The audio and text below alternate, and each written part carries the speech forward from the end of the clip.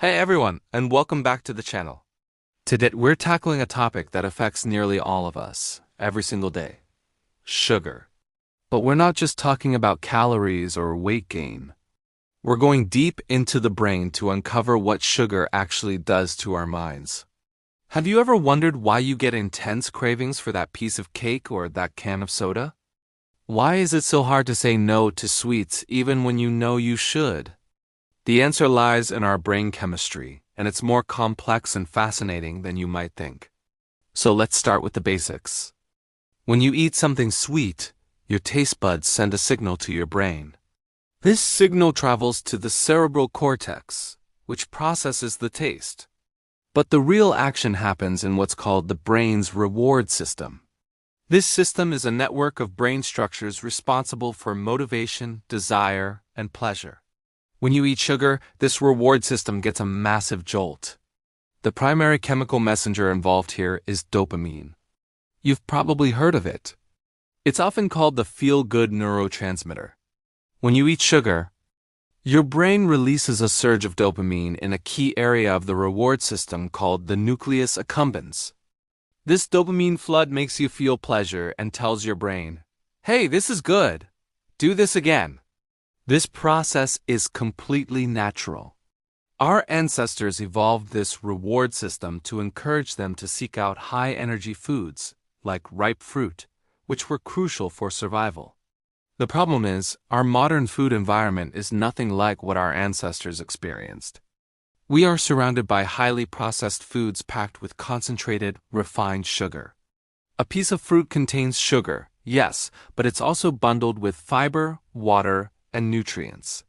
This fiber slows down the absorption of sugar into your bloodstream, leading to a more moderate dopamine release. Now, compare that to a candy bar or a sugary drink. These foods deliver a massive, rapid dose of sugar directly to your system. The result? An intense, unnatural dopamine spike. Your brain gets a high that's far more powerful than what you get from eating an apple. It's this intense pleasure spike that sets the stage for what many scientists call sugar addiction. Here's how it works. If you repeatedly expose your brain to these massive sugar-induced dopamine surges, it starts to adapt.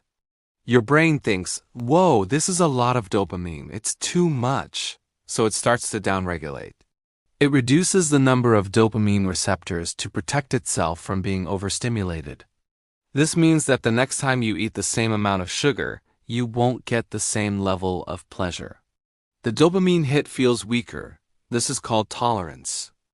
To get that same initial high, you need to eat more and more sugar. Sound familiar? This is the exact same mechanism that underlies addiction to many substances.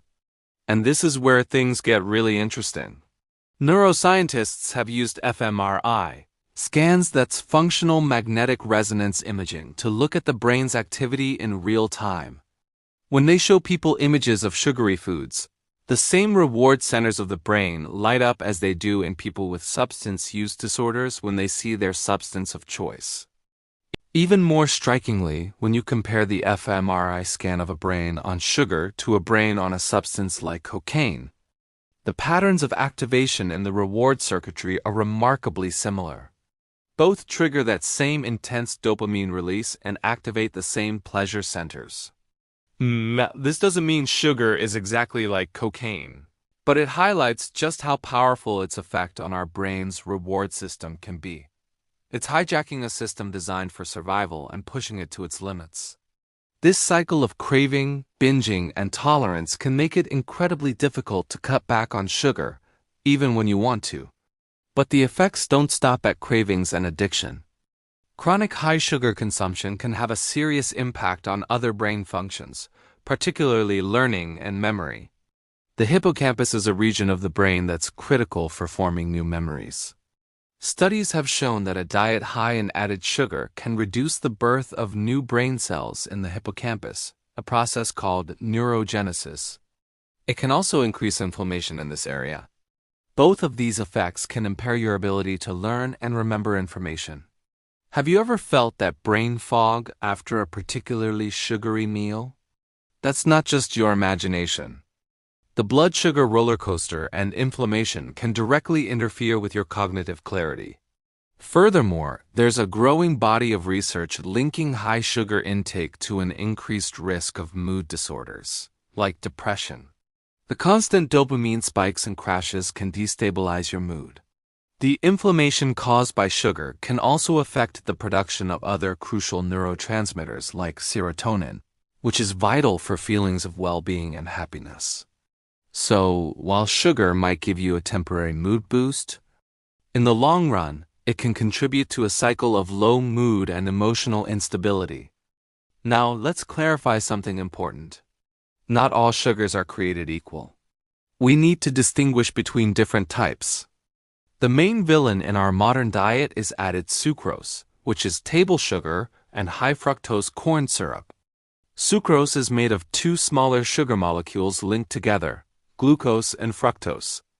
Our bodies can use glucose directly for energy. Nearly every cell in our body can metabolize it.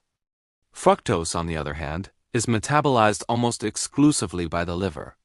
When you consume too much fructose, especially in the form of high fructose corn syrup found in sodas and processed foods, you can overload your liver. This can lead to a host of metabolic problems, including non-alcoholic fatty liver disease and insulin resistance, which is a precursor to type 2 diabetes. What about the fructose in fruit? As we mentioned earlier, fruit is a completely different story. The fructose in a whole piece of fruit comes packaged with fiber, water, vitamins, and antioxidants. The fiber slows everything down. It makes you feel full, so you're less likely to overeat. And it prevents the rapid blood sugar spike that you get from a sugary drink. Your liver can handle the fructose from a few pieces of fruit a day just fine, so please don't be afraid of fruit. It's one of the healthiest things you can eat. The problem is refined, added sugar that's been stripped of all its natural companions. So what can we do about it? Breaking the sugar cycle can be tough, but it's absolutely possible. The first step is awareness. Start reading food labels.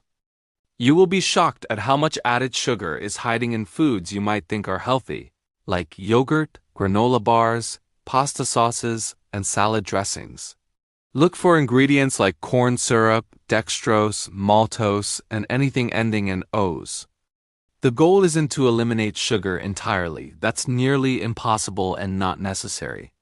The goal is to drastically reduce your intake of added sugars. When you first cut back, you might experience withdrawal symptoms. Yes, sugar withdrawal is a real thing. You might feel irritable, tired, have headaches, and experience intense cravings. This is your brain recalibrating. It is a sign that your dopamine system is starting to heal and return to a more balanced state. This phase usually lasts for a few days to a week. The key is to push through it. Stay hydrated.